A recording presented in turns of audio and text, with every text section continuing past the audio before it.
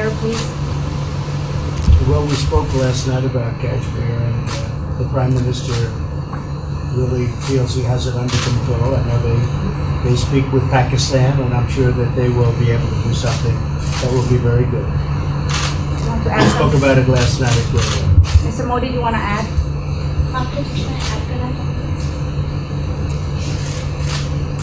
भारत और पाकिस्तान के बीच कई बायलैटरल इश्यूज हैं और पाकिस्तान के प्रधानमंत्री के चुनाव के बाद जब मैंने उनको टेलीफोन किया था तब मैंने उनसे कहा है कि पाकिस्तान को भी गरीबी के खिलाफ लड़ना है, भारत को भी गरीबी के खिलाफ लड़ना है, पाकिस्तान को भी अशिक्षा के खिलाफ लड़ना है, भारत को भी अशिक्षा के खिलाफ लड़ना है, पाकिस्तान को भी बीमारी के खिलाफ लड़ना है, भारत को भी बीमारी के खिलाफ लड़ना है। हम दोनों देश मिलकर के गरीबी के खिलाफ लड़ें, हमारी असुविधाओं के खिलाफ लड़ें और हम मिलकर के दोनों देश की आवाम की भलाई के लिए काम करें। ये संदेश मैंने पाकिस्तान के प्रधानमंत्री जी को भी दिया है और राष्ट्रपति ट्रंप से भी हमेशा हमारे इस बायलैटरल संबंधों के संबंध में बात होती रहती है। Between India and Pakistan, there are many bilateral issues. And after Mr. Imran Khan became the Prime Minister of Pakistan, I called him up to congratulate him, and I told him that Pakistan needs to fight poverty, India too. Pakistan needs to fight illiteracy, India too. Pakistan needs to fight disease, India too. And so together, let us join our forces to fight poverty and all the ills that are facing our two countries. Let us work together for the welfare of the people of our two countries. And this is the message that I keep giving my counterpart in Pakistan. Along with President Trump, we also keep talking about the different bilateral issues between us. Mr. Modi, would you like to have President Trump be involved in negotiating between Pakistan and India? Bharat और पाकिस्तान के सारे issues bilateral हैं और इसलिए हम दुनिया के किसी भी देश को इनके लिए कष्ट नहीं देते हैं और मुझे विश्वास है कि भारत और पाकिस्तान जो 1947 के पहले एक ही थे, हम मिलजुल करके हमारी समस्याओं पर चर्चा भी कर सकते हैं और समाधान भी कर सकते हैं। India and Pakistan have all the issues are of bilateral nature, and we do not want to give pains to any country in the world to in fact try to do anything in this, because these issues are bilateral. And I trust that before 1947, when we were one country, that even afterwards we can find solutions through discussions. Mr. President, is that offer still on the table? I'm here. I have a very good relationship with both gentlemen, and I'm here.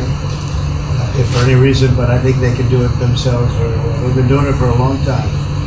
President, the Chinese have said today publicly that it's more low-level calls that have happened, and they're downplaying the significance of the calls to the U.S. administration. I don't know what you mean by that. Low level? The vice premier is low level? I don't think so. I mean, it's in your mind they're low level. What is the position of the gentleman that was quoted in the newspaper today? Right. Well, the Vice Premier, Leo Ho, came out with a very significant statement, and we've been communicating through intermediaries back and forth with him. It's the Vice Premier of China. Yes, sir, I understand. That's not low level. I understand, I agree. I was just, there was a statement that the spokesman for Foreign Ministry, for instance, I said don't they know weren't about his aware of spokesman. the calls happening. I don't know about his There's spokesman. been communication going back. At the highest level. Thank you, Mr. At the President. highest level. Can you clarify the calls? No, I don't want to. We don't want to go into. We don't want to go into. Hey, look, in the meantime, our country is doing great. We're doing great. The Prime Minister just congratulated me. Everybody that's met has congratulated us on the job we're doing in the United States with our economy. Our economy is phenomenal, best it's ever been. And that's despite the trade deals. And when the trade deals get done, like we did with Japan yesterday, we did a really big, tremendous trade deal with Japan. And we have others coming. We're negotiating now in earnest with the European Union because they want to do that. They want to do that, and I do too. So we have, when we get these deals done, our country will be transformed. I mean, it'll be monetarily transformed. It's such a difference between the horrible, horrible one-sided deals that we had in the past. And frankly, past administrations should be ashamed of themselves for allowing that. But we have many of them. One of them is the USMCA, Mexico-Canada. And hopefully that'll get voted on very quickly. Everybody wants it to happen, so hopefully we can make that a bipartisan bill. But we have many trade deals that are doing very well, and including China. And I think it was necessary to go through this, you would say a rough patch, but I'd say maybe much more than a rough patch. But that's okay, because we've been paid billions and billions of dollars. And you know that prices haven't gone up, and there's been no inflation. And we've put a lot of money in the treasury, and tens of billions of dollars. And I've given a lot of it to the farmers that were hurt. I've been able to give a lot of money, compliments of China, to the farmers that were hurt, because we gave them 16 billion and we gave them 12 billion the year before. That made them whole. That was the amount of money that China didn't invest in our farmers, give to our farmers. So the farmers have been amazing, but they're very happy with the job we're doing. But eventually they're going to be the biggest, or one of the biggest beneficiaries, okay?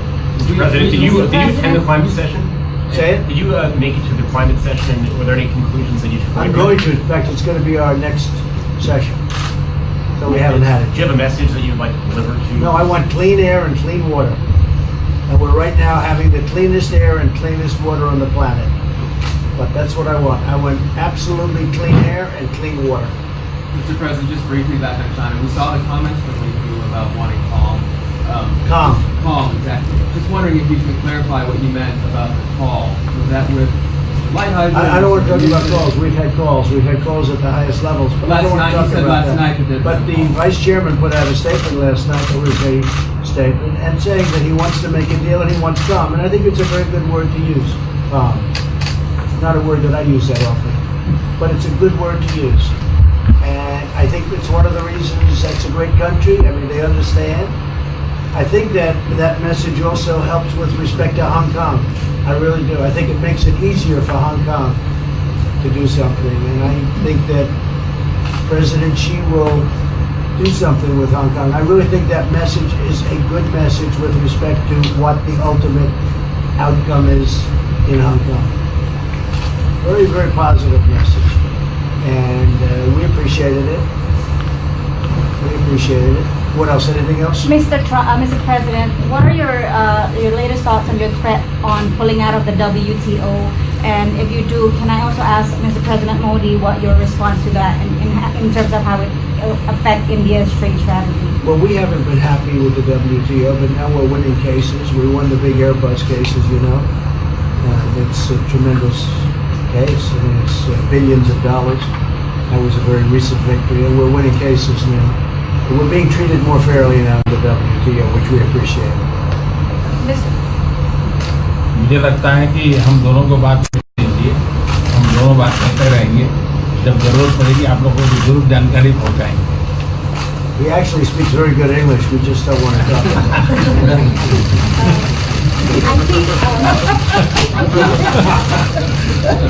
I feel that you should let us discuss these things, and when we feel need, we will communicate to you.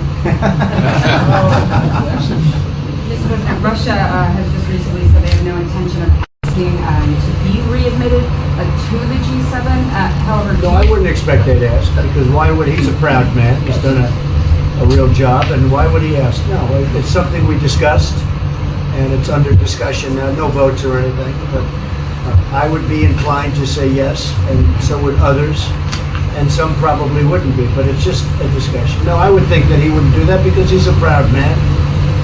He wouldn't ask, but if something would happen, he would be asked, and I'm sure he would say yes to that. do you have any indication from them that they would accept? No, I think it was a very good discussion. It was the initial discussion, but it was a very good discussion. But I think it would be appropriate. I think it would be good for Russia. I think it would be good for everybody. I think it would be a positive. But it's just a discussion that we had. It was a very interesting discussion and very, pretty even. I think ultimately people like the idea. Mr. President, what would be your message to the American people in terms of what is your biggest achievement at this G7? Well, we've had a lot of achievements. We have an achievement with Prime Minister Modi because we're doing great trade. We're doing a lot of trade with India. That's an achievement. I think, obviously, the Japan deal is a tremendous achievement because it's one of the biggest trade deals and it affects directly our farmers. Even the fact that he's taking all of the excess corn that China didn't take, hundreds of millions of dollars worth of corn, and he's buying that. Japan is buying all of that corn at a fair price, and that was great. So that was very important. I also think that unity is very important. We had a very good, despite you read the newspaper stories, the stories bear no resemblance to what's taking place. You saw me with Chancellor Merkel. You saw me with all of them. The relationship is great. We have 7 nations. In addition to that, we have other nations like India and others that came in. Australia came in, Scott. We have a lot of people came in. And I'll tell you that it's been total unity. What would be the area of most unity, There's been sir? no dissension. There's been no fights or arguments. There's been no anything. I mean, there's been great unity here. And honestly, the papers haven't reported how good it's been. So what would be your most common ground? Is it climate change? Is it gender equality? I think we have a lot of things, but I think really the unity, the fact that we're all getting along so well, I think is one of the big takes from this. We really have good relationships, and we're doing a lot about a lot. Okay? Just so we get our reporting right, I'm going to give it one more crack on China. When you were referring earlier to the Buddha statement, which we all saw, did you mean to say that there was also a call last night, or was there not actually a call? There were discussions that went back and forth, and let's just leave it at that. Last night, and before last night. Yes. With China? Last with China, and before last night. Numerous. Look, they want to get something done. I've been saying that for a long reason. And why wouldn't they? They want to get something done. They've lost millions of jobs. Their supply chains are being hurt. And once those supply chains go, you can develop new supply chains. You can't get them back into China. So China is run by really a great leader. I think he's a great leader. He wants to do something. They lost over 3 million jobs in a very short period of time. A lot of companies have left China and they're leaving China. They want to get it done. I knew that. I could have told you that without talking, but we are talking. And would you still like to see U.S. companies leave China? Depends on whether or not we make a deal. If we don't make a deal, I'd like to see them leave China. Absolutely. If we make a deal, I'd like to see them stay there and do a great job. Mr. President, on the Afghanistan peace talks, do you have an updated timeline? Are there any snags? No timeline, whatever it is. We're no rush. I mean, we're there. We're really a peacekeeping force more than anything else, frankly. And said we could win that war in a very short period of time, but I'm not looking to kill 10 million people. Okay? And we are working along with the Taliban, with the government, and other people too. And we'll see what happens. No timeline. Thank you very much. We're going to be doing a news conference in a little while. Just one more thing. If you need one, do you need one? I don't think you need one. Always think it's I mean, I can't imagine any other question. I just want to thank the Prime Minister. He's a great leader right here. Would you allow him to have nuclear A great weapons? election result. Would you allow him to have nuclear weapons, sir? Thank you, press. Would you allow India to have Thank you, nuclear press. weapons? Thank you. Thank you, press. Thank you, press.